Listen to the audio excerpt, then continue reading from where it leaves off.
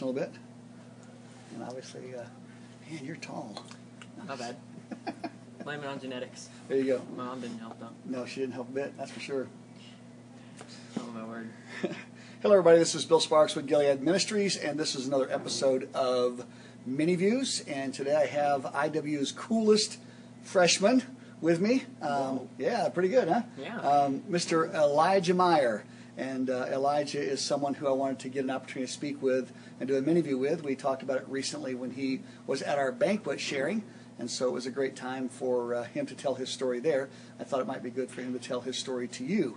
So let's just take a minute. Let's visit with Elijah and get some perspective of what his journey through his own illness was like. So Elijah, tell us a little bit about when you were diagnosed and what the disease was that you were diagnosed with, and move from there. Yeah.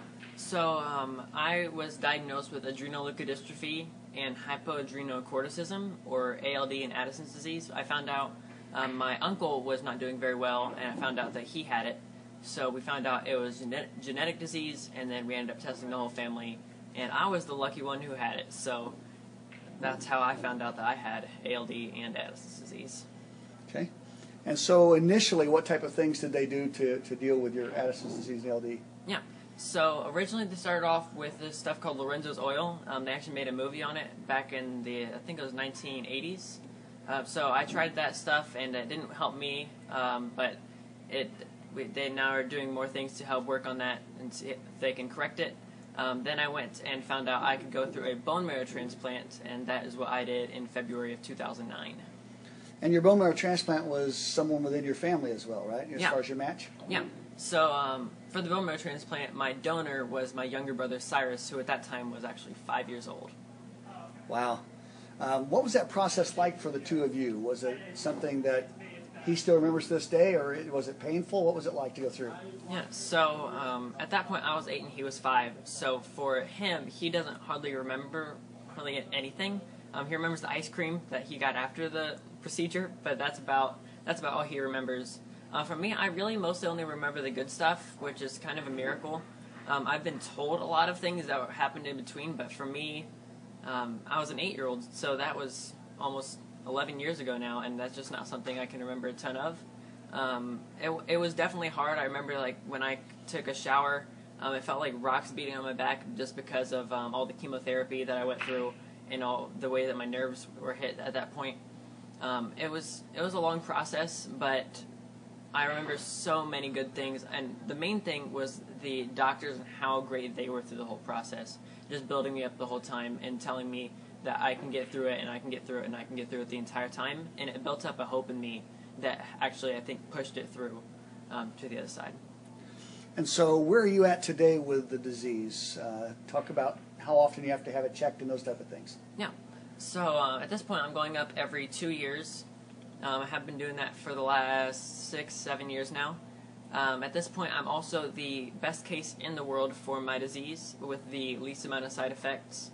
Most people with my disease by age 10 have passed away, or if they made it through the bone marrow transplant, have quite a few side effects because it attacks the nervous system. So it takes out either the sight or feeling or hearing or one of these different things, and it slowly just takes out each one after another. But I caught it early enough that I didn't have that happen to me. So now we're going back every 2 years, less of a checkup to see what could go wrong, and more of a checkup to see what can they do research on me to help it go right for other people. Cool. In the process of you going through your disease, Gilead Ministries was part of helping to encourage you during that time. Oh, yeah. So talk a little bit about what Gilead Ministries meant to you during the time you're going through your treatment and processing through the disease. Yeah. So like I said, it was really that hope factor. I didn't really know a ton about Gilead as an 8-year-old. I just knew that my parents knew some people from there, and that was about the extent of it. But then I was in the hospital, and I remember getting all of these stuffed animals and these cards of hope and encouragement with Bible verses, and people specifically took the time to handwrite me a card. They took the time to do that for me, and I was just some kid who moved from Indiana to Minnesota to have a bone marrow transplant that they didn't know. And just that fact that someone cared about me that much that didn't know me brought so much joy and hope into my life that it's something that I just can't explain to anybody. And so not only did you have an opportunity to receive encouragement from Gilead, but you also had an opportunity to pay it forward. Right. So tell us a little bit about that through King's Academy. Yeah. So I went to a small school in Indiana with about 200 kids, K through 12, and Gilead, we partnered with Gilead to, I actually got to help write those letters as a high schooler to other people. I got to bring in gifts to, like, stuffed animals to send to the people in the hospitals like it happened for me. We helped for things through Christmas and way too many things to even count. And it was all because of Gilead. Like, I'm not saying that this isn't like an ad for them or anything, but it really was because of them that they helped me, and then it was really cool that they reached out to us and said, hey, because you went through this, would you like to give it back too? And it was a really cool experience to be able to know what it was like that I could give back the same way. One of the opportunities that we had at the time was doing what's called Project 2020, which is coming up here at Christmas time again, where that you made gift bags for cancer patients and had an opportunity to actually take them to cancer patients. Do you have any thoughts on getting a chance to hand a bag to a cancer patient? I got to help with actually making the bags. I never got to help with delivering them, which I really would have loved to do. Basically, they brought all the bags in to King's, and we made them, and we put everything inside. I wasn't part of the team that got to actually go and deliver them, but knowing that that's what the goal and the mindset was behind the whole process was so cool, that people who either didn't have something or were in a lack of something, or even if it was just above and beyond, though I got to play a part in that. And not, it wasn't only me, it was me and my friends and people from Gilead, and there was such a large group of people pouring so much effort into this group.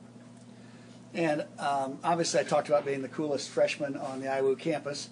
Part of that is because of who your mom and dad is. Right. Adam and Rhonda Meyer, many of you know them from the Grant County area. They've done a little bit of everything, Youth for Christ and the Boys and Girls Clubs and everything else, and currently working, your dad's working on IWU here now, right? Dad's working at IWU, Mom's working at King's. See, I thought Mom's teaching at King's, so yeah. So Adam and Rhonda is Elijah's mom and dad. You can either pray for him because of that, or that's real. Or you can say, wow, that's pretty cool. I'm not sure which one you want to say, but my word. Yep. But knowing that, obviously you were raised in a household of faith. So talk to me about how this affected your faith going through your disease and getting to the other side and even where you're at today. Yeah. I can't remember the specific passage of the Bible that this comes from, but there was a passage that I first found when my pastor was talking about this, and it said that God couldn't do a miracle because of their lack of faith, and it was a miracle that I was able to get through the transplant the way I was, and I truly believe that it was not because of my faith. Like, I didn't come up with my faith on my own power. That was through Him, but it was because God said, you believed this much, here you go. Like when the men believed that they lowered the man through the roof, Jesus looked up to the men and said, because of your faith, he's healed. It was this type of thing. It also helped my parents a lot. My mom slept on a windowsill next to a window that couldn't close for months. That was this wide. And she sat there in the corner, and when you can't sleep because all night people are coming into my room and checking up on me and doing procedures, and then during the daytime she's trying to help because her son's dying, there wasn't a ton of time that she had for reading the Bible because she was getting maybe 3 hours of sleep a night. So God just kept on implanting these little Bible verses in her head that she had already memorized as a kid. It was the work that she did as a kid that paid off for her later, and it worked. It was these types of things that kept on reoccurring over and over and over in my family and in my life. And most of the transplant was actually, we couldn't afford it, and our church and Gilead and a few and friends and family helped pay for the bone marrow transplant. So when by the time we got out of it, we had hardly any debt at all. Cool.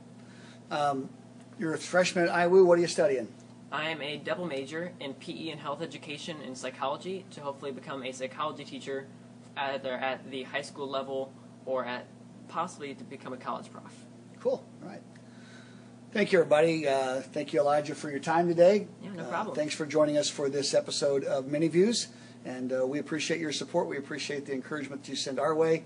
I know Elijah appreciates the encouragement that's been sent his way.